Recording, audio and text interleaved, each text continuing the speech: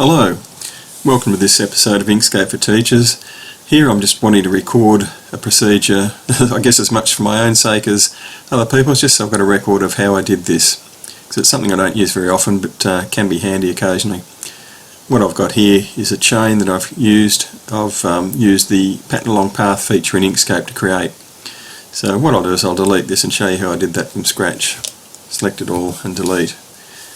Now it doesn't really matter what order you create them in, but it does affect the steps. So I'll do the most convenient way, and that is to create the path first. So you may already have an ellipse or a path of some sort, but I'll use the Bezier pen tool. Click and drag, perhaps click and drag there, and enter when you're finished to create a path. If you want to modify that, end of the node tool, you can drag up, or click on one and delete a node and then drag this one up, play around with the gradient handles, whatever you want to do. I'll just leave it at that simple path there. Now let's create a chain link using the rectangle tool. Strangely enough, I drag out a rectangle. You can see it's got rounded corners. Yours might have the square corners. You can click that after selecting the rectangle tool. But if you have got square corners, you can drag that down to create a link shape, something like that.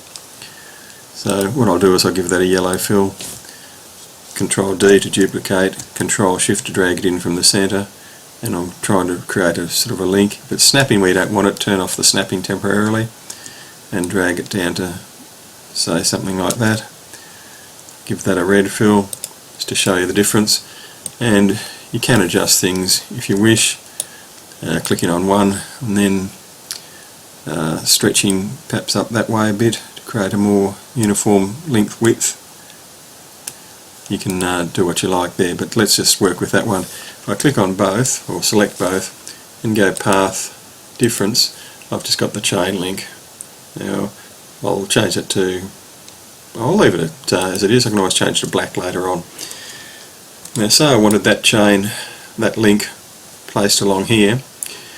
One thing I can do, and you can resize it if you want, but is you select both, but the link or the bit that you want placed on the path must be above the other. I can see if I drag that, see it's the path isn't showing through, so this is above. If it's not above, select the object or the link and this one here to bring it to the top.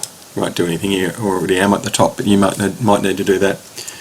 Okay, with that selected, shift click to select the path, and then under extensions, generate from path, go down to pattern along path. You can try different settings here. I want a bit of space because these aren't linked as they are in the same plane.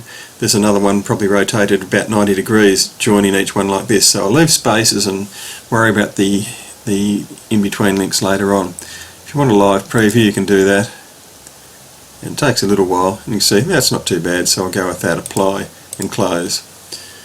So there are my links, but what I want is one at right angles to that, or profile, so I'll just click, turn the snapping back on up here so I can click to this path, click, enter, and what I can do is wind that thickness up, just using the stroke style, perhaps to something like that, and put rounded ends on it.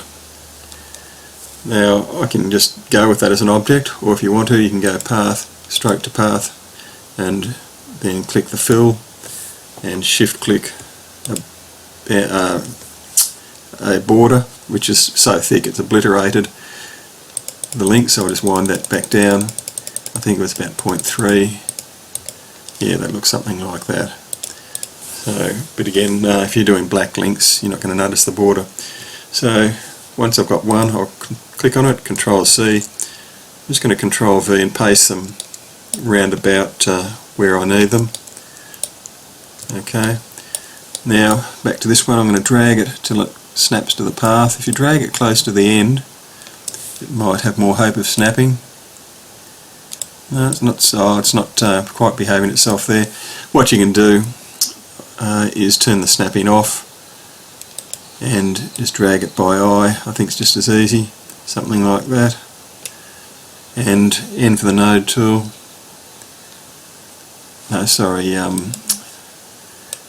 click on it a second time to rotate, and you can sort of rotate around like that and get it into position. Drag this one in, click a second time, rotate. I'm sort of getting it parallel to the path and then translating it back up. The reason I'm hesitating there is I didn't turn this into a path before. I just used the stroke and was able to drag it around differently, but this is probably a bit more general, this method. Excuse me. You can count on a tickle to the throat coming when you're recording a video. Click a second time, grab a corner to rotate, drag it up into position roughly. Finally, well not finally, this one a second time, rotate, and about there, looks good. This one, click a second time, rotate, something like that, and you can see that's looking pretty good. I don't need this path anymore, so I can click on that and delete, and you can see there I've got a nice chain. If you wanted to change it all to black links or silver links, I'll show you that. Drag all around, just click a black fill, and you can see there you go. Control Z. If you want to get rid of the border, shift click the cross and change them all to silver grey links, whatever you want to do. So there's a good technique using the pattern along path method. Once again, I hope that's of use to you, but if it isn't, at least I've got it recorded here in case I forget. Thanks for watching.